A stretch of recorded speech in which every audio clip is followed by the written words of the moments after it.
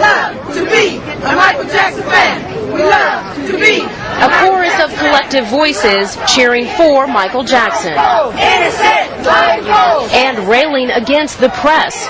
I think the press is trying to make this a freak show. As deliberations continue behind closed doors, the scene outside the courthouse is increasingly tense.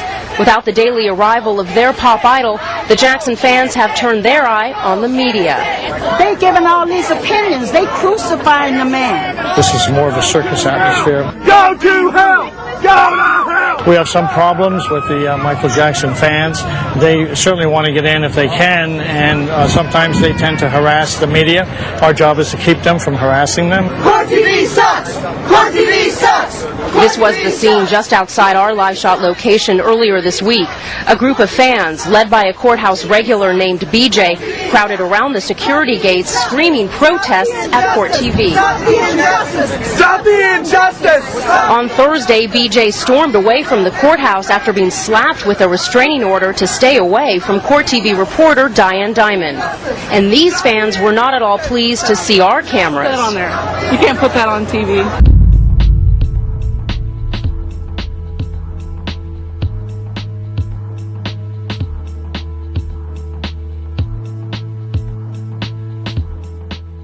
What turns ordinary fans into fanatical followers? What turns love into worship? When does healing the world turn into destroying the opposition? When does stalking, harassing, and threatening become the true test of devotion? Who are these fanatical bullies, and who or what inspired their behavior? Michael Jackson, Fanatical, will explore these questions and show how this happens, who inspires this hate and willingly or unwillingly supports it. It will also show how long this behavior has been going on and if it will ever stop. This documentary will take a closer look at who these people really are. Mothers, students, loners, educational professionals, child ambassadors, lawyers, journalists, celebrities, and possibly even paid trolls. MJVictims.com has been supporting the victims of Michael Jackson for over 5 years and has seen this hate firsthand. Death threats, vile comments, personal attacks, victim shaming, and other kinds of sadistic behavior all have come to the support page supporting victims of not just Michael Jackson, but other high-profile cases involving child and adult rape. In the #MeToo era, how can we forget the first wave of individuals who tried to alert the world to Hollywood sexual abuse? Have we forgotten that the casting couch affects all ages and races? This documentary is not about the accusers of Michael Jackson and the ridicule they have faced. It is for the very real victims of Michael Jackson and why their truth is not up for revision from fanatical fans, overpaid lawyers, or delusional enablers.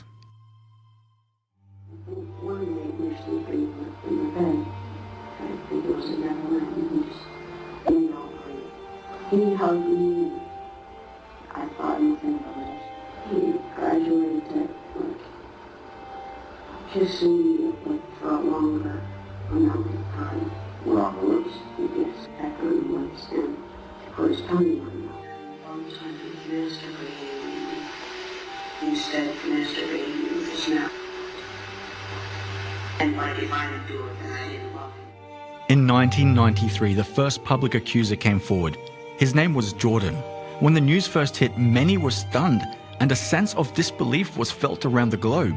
The biggest pop star in the world was being accused of raping a child. The days went on. Paparazzi chases, false sightings, cancelled shows, possible drug use. It was worldwide news, and the beloved pop star was nowhere to be found. Many weeks later, he did return home, and the battle plans were drawn up. However, the first accuser's identity was posted all over the British tabloid press, and shortly after, the threats became all too real. The family constantly received threatening phone calls. People left dead rodents on their front doorstep. His father got beaten to a bloody pulp outside his own office, and Jordan nearly got mowed down by a speeding van. But the most surprising thing of all was the character assassination of a child and his family by the tenacious private investigator, Anthony Pellicano, and a group of well-paid attorneys. The identity of underage criminals is protected, but this young man was put on a podium for the world to see. The media knew what the outcome would be. One little child and his family versus the most famous pop star in the whole world. of course Jackson would get the support. But it really makes you wonder, why protect the guilty and shame the victims? This laid the foundation on how the accusers were to be dealt with, and even if the accuser was a child, it was inconsequential. Michael Jackson said he would rather slit his wrists than harm a child, but of course that did not apply to the child that was breaking the code of silence. Not once did Michael Jackson speak against the orchestrated abuse and bullying of the accuser and his family. Not even after someone tried to kill the child. He never stepped in and tried to stop the shaming, threats, and fan intimidation. Instead, he hid behind the gates of his estate and allowed his hired thug, Anthony Pellicano, to finish the job. Jackson's defense attorney asks Anthony Pellicano to go out and dig up dirt on this victim's family so they can use it in defense of Michael Jackson. The tactic exposes just how low Pellicano is willing to go to take down anyone who creates trouble for his powerful clients. After the dust had settled and Michael Jackson was facing a possible criminal trial, his own attorney, Carl Douglas, later stated that the pictures were the proverbial 300-pound gorilla in the room, and they wanted to avoid the possibility of a criminal filing, and, if they could, silence the accuser that would obviate any need to worry about the criminal side. I adopt everything that Larry said, and in our perspective, you got to remember that there was a companion criminal case or investigation going on by both the district attorney's office in Los Angeles and in Santa Barbara. There had been an occasion when Michael Jackson was examined and his genitalia was recorded, which was part of an investigation, and that was the 300-pound gorilla in the mediation room. We wanted to do all that we could to avoid the possibility that there would be a criminal criminal filing against Michael Jackson. And the reality was we were hopeful that if we were able to quote-unquote silence the accuser, that would obviate the need for any concern about the criminal side. So from our perspective, there was a great deal of trust, not only with Johnny and Larry because they had a 20-year prior friendship. There was tremendous trust with Johnny and the three judges being recommended, and we were facing the purple gorilla in the room of, if we don't get this case settled before March, there is a criminal investigation looming, and no one wanted to consider the implications of that as it affected Michael Jackson, the King of Pop. But long after the reported $20 million settlement, the harassment did not go away. It intensified.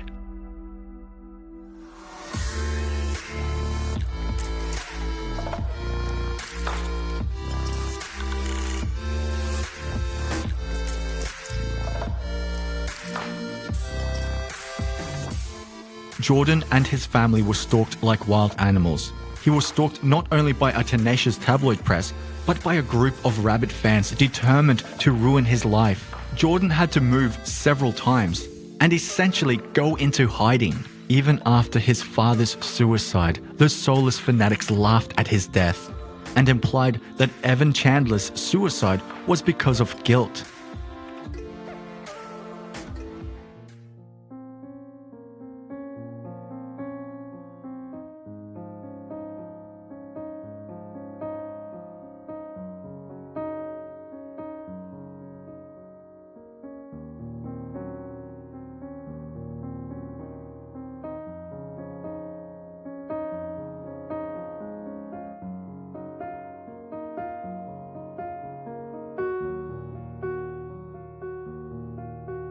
The father of a boy who back in the early 1990s, in a highly publicized case you probably remember, accused Michael Jackson of molesting him. Well, that father committed suicide in Jersey City. Peter Thorne is there now live now with the latest on the investigation. Peter?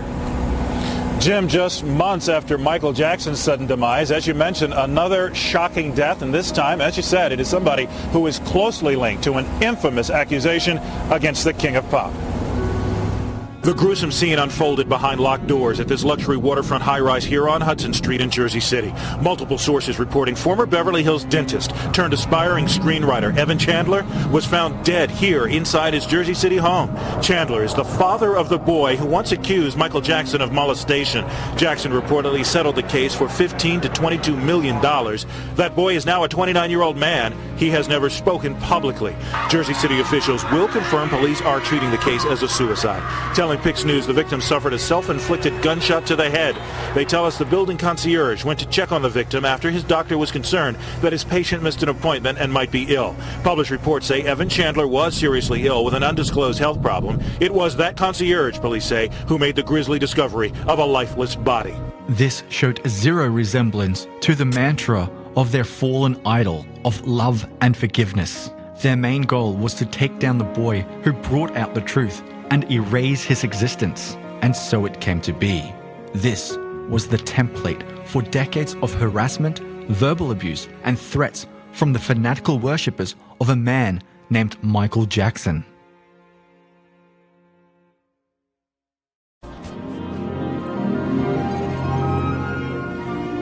"8 months ago, I put a proposal to Michael Jackson. Show me the real man, but show me everything, make nothing off limits. He thought about it, and then he said, yes, come to Neverland." 10 years after the first allegation came the effort of Michael Jackson to rehabilitate his image and career, and this was to be accomplished with the all-access Martin Bashir interview. Mr. Bashir spent a year documenting the life of Michael Jackson. It showed a very troubled man living in a delusional bubble. The public had a glimpse into his world in the past, but was not ready for the bold declaration of sharing his bedroom with unrelated children. What was even worse was the use of a child named Gavin to try to advocate for this type of behavior.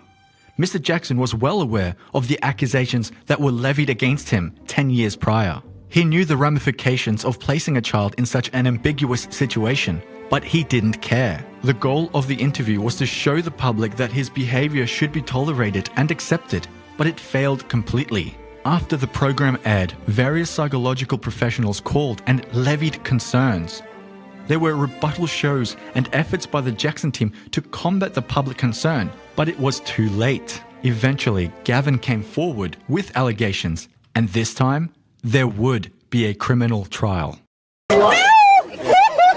With fans cheering in falsetto, Michael Jackson, who was almost thrown in jail last week, arrived early Monday for his trial on molestation charges. In 2005, the circus came to town, and a part of that circus was the fanatical following of the King of Pop. The fanaticism ran wild as most of the fans treated this more like a concert than a child molestation trial. No evidence, not guilty. No evidence, not guilty. No evidence, not guilty. No evidence, not guilty.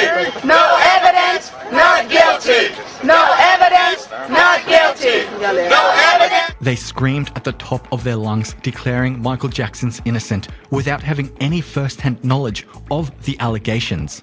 Some wore t-shirts, others held signs, some dressed like their idol, and one even walked around with a miniature MJ puppet. It was odd, but it was important because it gave the public a look into the minds of the obsessed. The trial ended and the doves were released, and the world was waiting to hear from the boy and his family. The defense attorney, Tom Mesereau, stated that the family were grifters, a line he stole from Mark Garagos, the first attorney on the case. But before and after the trial, Janet Arvizo, the mother of the child, stated that she did not want, in her words, the devil's money. And still to this day, her and her family have remained true to those words. This, however, was not because there was no easy money to be made by a civil trial, a book deal, an exclusive interview with the tabloids or the media. This was their way to quietly combat the all-for-money narrative. After the trial, the family went into hiding and started a new life with new names and identities. The rabid fans did everything they possibly could to hunt down this child, and they finally found out what high school Gavin was attending. A fanatical fan rigged the computers in the school, so when they were turned on, any student using them would know Gavin's real identity and, of course, painted him in the worst possible way. Gavin stood strong and graduated in the top of his class, and eventually met a young woman he planned to marry. But yet again, an unhinged fan found out the location of the wedding and called the minister and tried to convince the minister on how bad of a person Gavin was and how he should not perform the ceremony. This fan had no knowledge or insight into Gavin's life, and his sole mission was only to destroy his life. Again, what cannot be stressed enough was that this man was a man who took the stand and claimed that he was a victim of child rape. Michael Jackson never took the stand and hid behind his lawyers for the duration of the trial. And we're just getting this in right now, and it's very, very sad news, Jim Moret, and to all of our viewers. Both the Los Angeles Times and CBS News are both now reporting that Michael Jackson has died. Now, CNN has not confirmed that, but the LA Times and CBS News are reporting that Michael Jackson, 50 years old, the king of pop, has died. In 2009, Michael Jackson passed away. The cause of death was a combination of drugs, one being an anesthetic propofol. Shortly after his death, a morbid fan made a fictitious post that the first accuser, Jordan, felt guilty and retracted his accusation. This was nothing more than a crude hoax, until this day gets cited not only by the fans, but by people like Jermaine Jackson and Katherine Jackson. Through all the things that we've been through as a family and all the false allegations against my brother, from the 93 case, them accusing him of just the most horrible things, this kid's father has committed suicide because he just couldn't take it, and now the kid has come forth and said Michael never touched him. That's right. Never touched him. Yes. And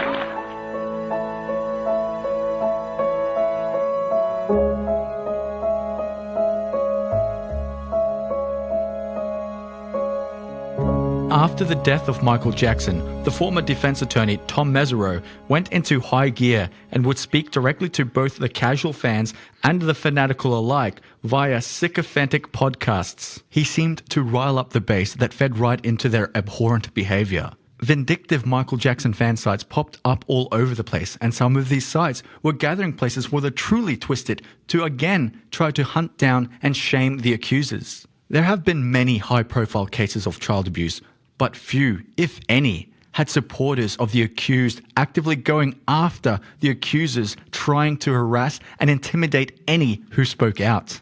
After the 1993 allegation, one crazed fan even flew all the way from the UK to California to track down Jordan. But her mission failed, as she was spotted by Jordan's uncle, who made sure she came nowhere near his nephew. For those who supported Michael Jackson, it was unlimited praise and love. But what would happen if a staunch supporter turned into an accuser?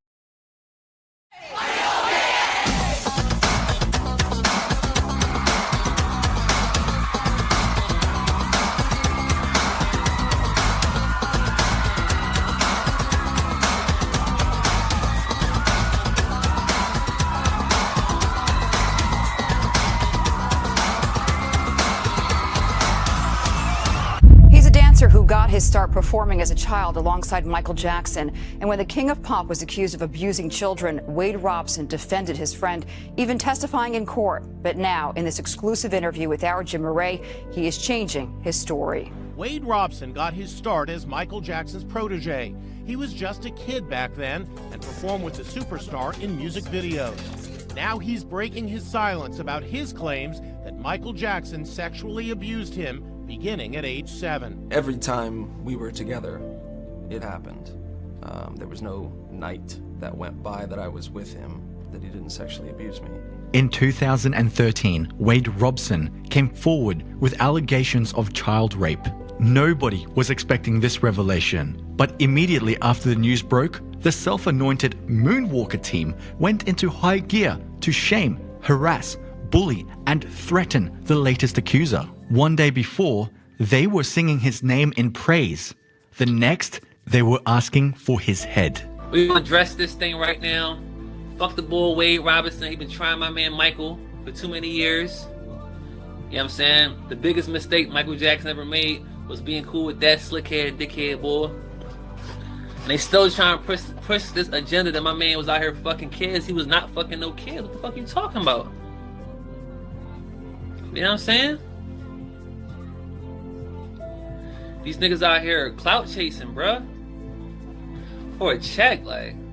By this point, none of the details to the allegation were known, but even those who should have known better to wait for the facts were calling him a liar, such as defense attorney Tom Mazzuro. The comment sections of the various news outlets were inundated with vile commentary. Such comments read, "Traitor," "Burn in hell," "Money-hungry whore," and these were some of the nicer things said. What was even more shocking was celebrities were getting in on the act.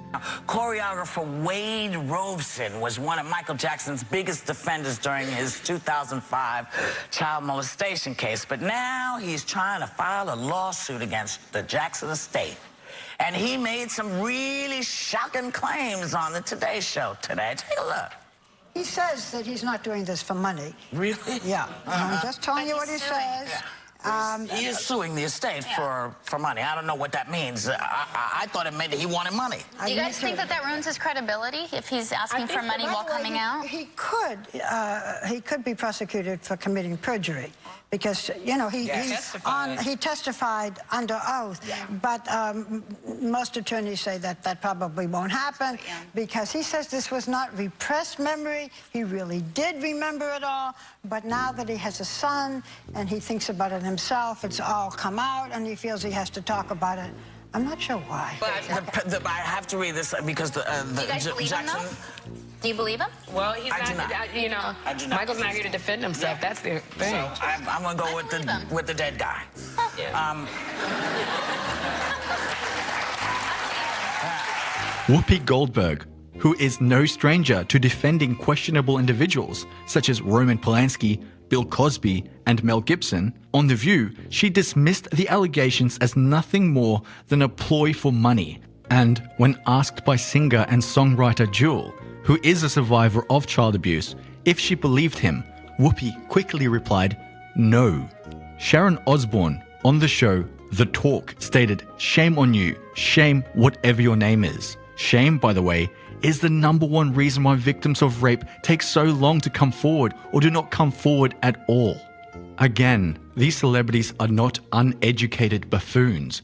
They understand that men sleeping with young boys for night after night is not normal behavior. They also should be well aware of how difficult it is for a male victim in particular to go public with allegations of child rape.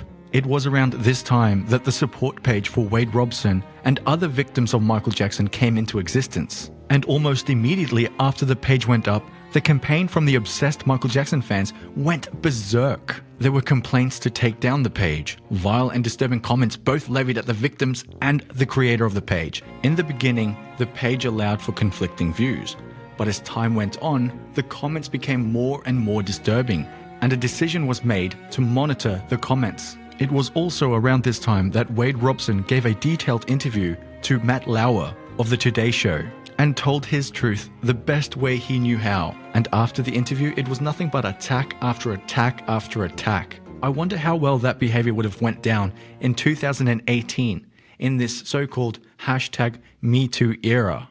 Donkey of the Day for Wednesday, May 14th goes to James Safechuck of Southern California. Now, James is 36 years old, married with 2 kids, and he's suing the late, great Michael Jackson. He's suing Michael Jackson's estate for guess what? What? Guess what? Guess what? What? He said he was molested by Michael Jackson when when he was 10 years old. Now, James appeared with Michael Jackson in a Pepsi commercial in the 80s, and he claims he was molested by Michael Jackson from the age of 10 to about 14 or 15. Now, back in 2005, when Michael was on trial for child molestation, James Safechuck denied any abuse on Jackson's part. I don't know if Michael Jackson was really tampering with this young man's anus. I have no clue. All I know is, why sue now? Huh? I'll tell you why.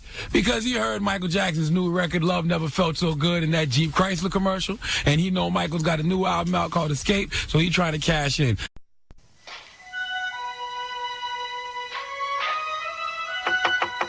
Mr. Jackson?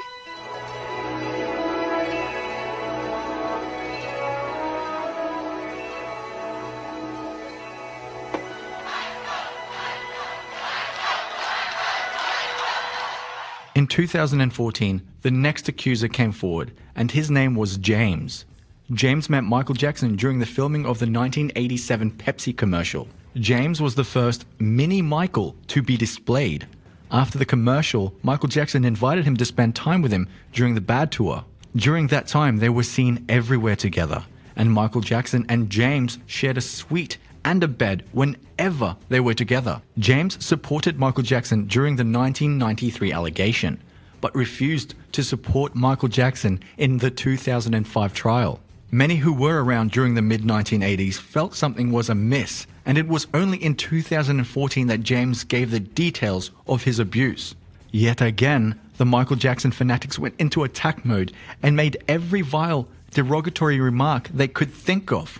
This was a man who stated that he suffered from post-traumatic stress disorder because of this abuse and was worried for the welfare of his family and himself. One has to wonder, if this was a man claiming abuse against another individual, if this type of disgusting behavior would be tolerated. But unfortunately, just like the other accusers, there was a hunt to find out where James lived and an admitted effort to make his life a living hell. Several years later, the case against the estate was thrown out, not because of the merits, but because of the statute of limitations. But that fact seemed to glaze over the Michael Jackson goon squad as they declared Michael Jackson was innocent. Both Wade and James decided to change to a new law firm that specialized in child sexual abuse cases, and that law firm is Manley, Stewart and Finaldi. This firm took on the second leg of the case, which was to sue the corporate side. In a strange twist, a female accuser came forward as a Jane Doe, and she had copies of checks totaling $900,000 US, with the largest part of that total coming in 1993 during the Chandler allegation for $600,000. She also had bizarre love letters in which Michael Jackson declared his love for the 12-year-old girl and told her how crazy he was about her. Because she was afraid of all the harassment and ridicule, she did not identify herself, and eventually she decided to withdraw the case without prejudice to come forward at a possible future date.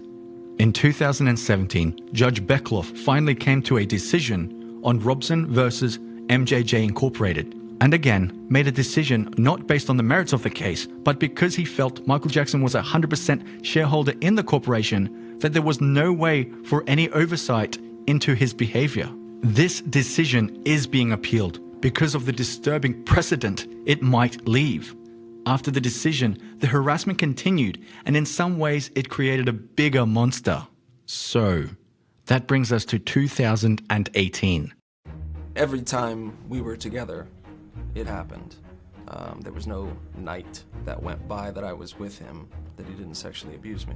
It started with him fondling, then it moved into him kissing me on the lips like a French kiss sort of thing, and then it moved to oral sex. The day that Wade Robson decided to give his second public interview regarding his abuse to the show Inside Edition, I was surprised to see Wade back in the public, and he looked strong and determined. What I was not prepared for was the onslaught of what seemed to be a prepared and orchestrated attack on a support page that has now been up for over 5 years. In that 5 years, the page has gone well beyond the Michael Jackson case and covered many cases involving Hollywood and elite child exploitation. The page discussed the possible hidden settlements by Bryan Singer way before the mainstream news took notice. They discussed the Jimmy Savile case that very few US news agencies were covering, and the Garth Ancia case, in which Anthony Edwards, the star from the show ER, was an accuser, and was the first to report on his second accuser. They were one of the only pages discussing the documentary An Open Secret before it was released. I remember you asked me if I ever did anything with the guy before. I was not interested at 12. You're not recording this, right? The page had morphed into an outlet that was about bringing the high profile to the forefront and creating a place of support. However, after a plethora of vile comments, disturbing messages and death threats, I believe the time has come to display this behavior front and center. Stop for a minute and just think. Today, And rightfully so. We have people that are outraged over tweets that James Gunn made about pedophilia. Whether they are jokes or not, people opened their eyes up to it and paid attention. But somehow, the allegations made against Michael Jackson are ignored as nothing more than a money grab by the mainstream media. This isn't some isolated incident. Nearly every child that had a close relationship with Michael Jackson has come forward and claimed abuse. There's enough reason and logic to believe these allegations, let alone a plethora of evidence to support it. But still today, 1 million people refuse to, and that is because of idolatry. If you'll notice, any of these accusers who have been given their $1 million or whatever they were able to eke out of Jackson over the years, if you'll notice, none of them have ever said that he raped them.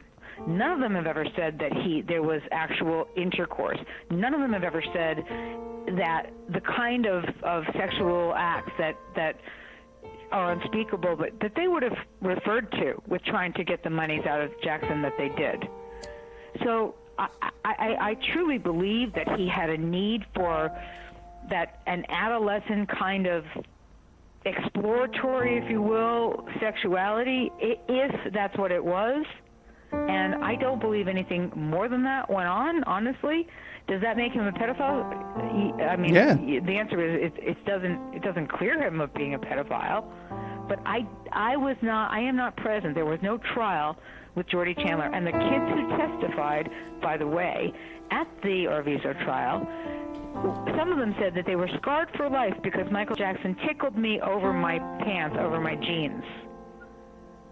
And somehow they were able to squeeze $1 million settlement out of him. Well, I gotta tell you, Aphrodite, I'm a grown man now, but from when I was 13 years old, if a grown man was tickling me, my genitals through my jeans, I would remember that to this day. You remember it? Would you be so? Would that have caused you to have to go into therapy for 10 years? I think I've been to therapy for less than that. I can't condone that, okay, whatsoever. And also, too, you talk about how, why would he? I'm not condoning anything. I'm just questioning the veracity of the statements of these people. I'm condoning nothing. You think I'm condoning pedophilia? No, I don't think I said that. Okay. Well, what I'm saying is, you say that. All I'm saying. No. Well, I'm asking a specific question. Of the trial Right. that happened in Santa Maria. Right, and you're saying that There's no doubt of that. You don't think in my mind whatsoever. You read the book and you will see he was set up from the get-go by Martin Bashir and then the prosecutor. This behavior has gone on long enough, and those who disseminate, participate, perpetuate, condone, excuse, and protect this must be put in the limelight. They have created this spectacle and should be willing to accept their role in its production. They don't really care about us. All I want to say is that they don't really care about us. All I want to say is that they don't really care about us. All I want to say is that they don't really care about us. All I want to say is that they don't really care about us. All I want to say is that they don't really care about us. Now tell me what has become